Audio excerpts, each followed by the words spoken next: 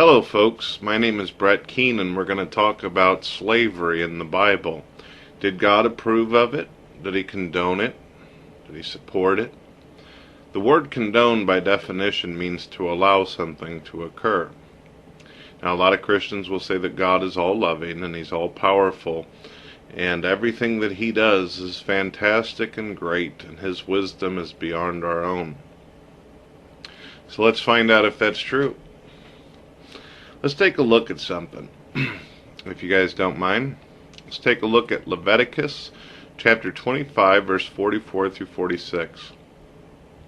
It says, "However, you may purchase male or female slaves from among the foreigners who live among you. You may also purchase the children of such resident foreigners, including those who have been born in your land. You may treat them as your property, passing them on to your children as a permanent inheritance. You may treat your slaves like this, but the people of Israel, your relatives, must never be treated this way." Leviticus chapter 25, verse 44 through 46. So, we've got a clear verse here that indicates that God has actually formed a rule stating that it's okay to buy people. It's okay to buy people and make them your property, and they never get released. Instead, they get passed down to the children of the children until the moment that they die. Let's take a look at some more slavery verses, if you don't mind. This is Exodus chapter 21, verse 2 through 6. Chapter 21, verse 2 through 6. Sorry, folks. "If you buy a Hebrew slave, he is to serve you for 6 years. Set him free in the 7th year, and he will owe you nothing for his freedom. If he was single when he became your slave and then married afterward, only he will go free in the 7th year." Basically, the Bible states that the man can be let free in this particular verse, but his family remain in slavery. "But if he was married before he became a slave, then his wife will be freed with him. If his master gave him a wife while he was a slave, and they had sons or daughters, then the man will be free in the 7th year, but his wife and children will still belong to his master. But the slave may plainly declare, 'I love my master, my wife, and my children. I would rather not go free.' If he does this, his master must present him before God. Then his master must take him to the door and publicly pierce his ear with an awl. After that, the slave will belong to his master forever." Wow, huh? Very interesting. Exodus chapter 21, verse 7. Chapter 21, verse 7 through 11 says, "When a man sells his daughter as a slave, she will not be freed at the end of 6 years as the men are. If she does not please the man who bought her, he may allow her to be bought back again, but he's not allowed to sell her to foreigners, since he is the one who broke the contract with her. And if the slave girl's owner arranges for her to marry his son, he may no longer treat her as a slave girl, but he must treat her as his daughter. If he himself marries her and then takes another wife, he may not reduce her food or clothing or fail to sleep with her as his wife. If he fails in any of these 3 ways, she may leave as a free woman without making any payment." Could you imagine a female slave or captive telling the husband or the man who basically murdered her family, look him in the eye and state, "I'm not happy anymore. You're not providing for me. I'm going to leave." Yeah, right. Like he's really going to let her go. Okay. Now, let's take a look at some other stuff. How does the Bible say, how should we behave and how should we treat slaves? Well, the Bible tells us how that works too.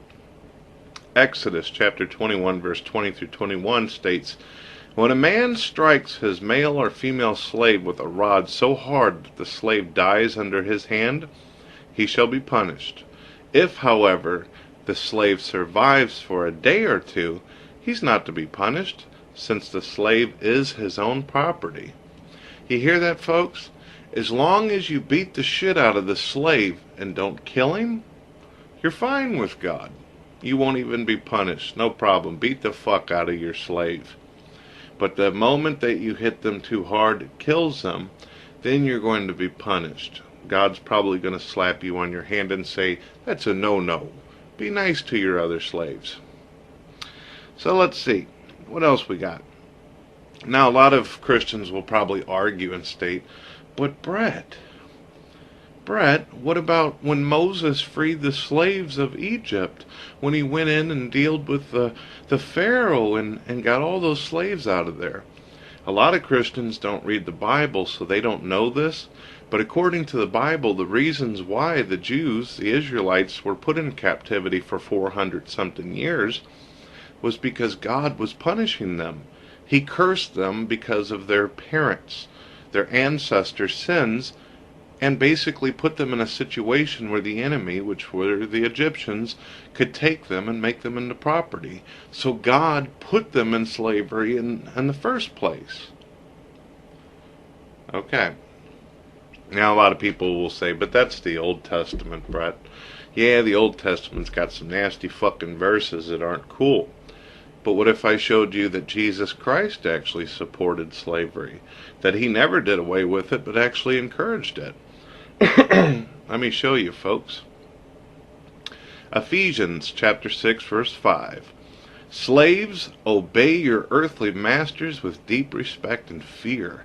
Serve them sincerely as you would serve Christ. 1 Timothy chapter 6, verse 1 through 2. Christians who are slaves should give their masters full respect so that the name of God and his teachings will not be shamed. If your master is a Christian, that is no excuse for being disrespectful. You should work all the harder because you are helping another believer by your efforts. Teach these truths, Timothy, and encourage everyone to obey them. Are you hearing that, folks? There's nowhere where Jesus Christ makes the comment that having slaves is wrong. He never says it.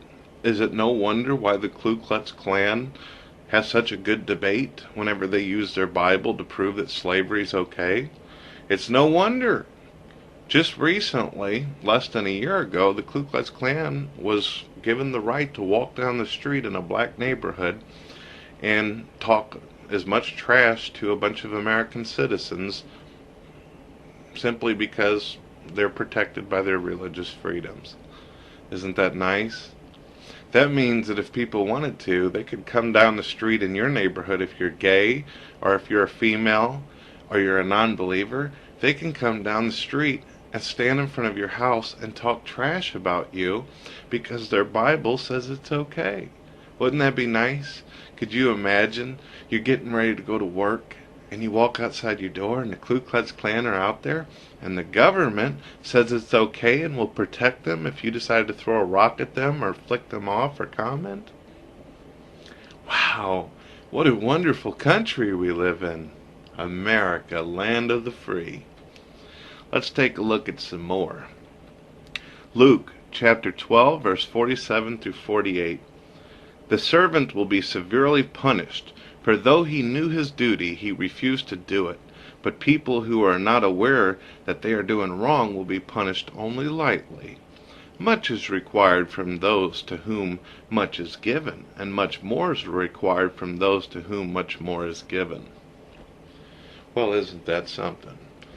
Jesus expects for a slave to obey, and if they don't, they should be punished. But if they didn't know any better, then they get punished lightly. But I wonder who's the one who's going to decide what is a light punishment, what's a strong punishment. Back then, a light punishment was you get tied to a tree and flogged like a fucking mutt. Wow, that's good stuff, isn't it? You know, I never could understand, and I'm going to say this straight out, and some people might take offense to this, but I don't understand the concept of a gay Christian, a homosexual Christian. I don't understand the concept of an African American Christian. I don't understand the concept of Native Indian Christian. Because the Bible teaches to treat every one of these different groups like complete and utter horseshit, and in some cases to even kill them. Doesn't make sense. Is it because the African Americans that are Christians and the homosexuals that are Christians? Perhaps you don't read the Bible? Because if you did, then you would realize that it's an insult to your culture, to your lifestyle, to your group, to your skin color. So I would hope that you look up these verses that I give you and quit listening to your fucking preacher and actually read this stuff. That way you can realize that you're being treated like garbage. You are being treated less than a human being. Even the females, women in this world, according to the Quran and the Christian Bible, are less than nothing, according to the book, property to men.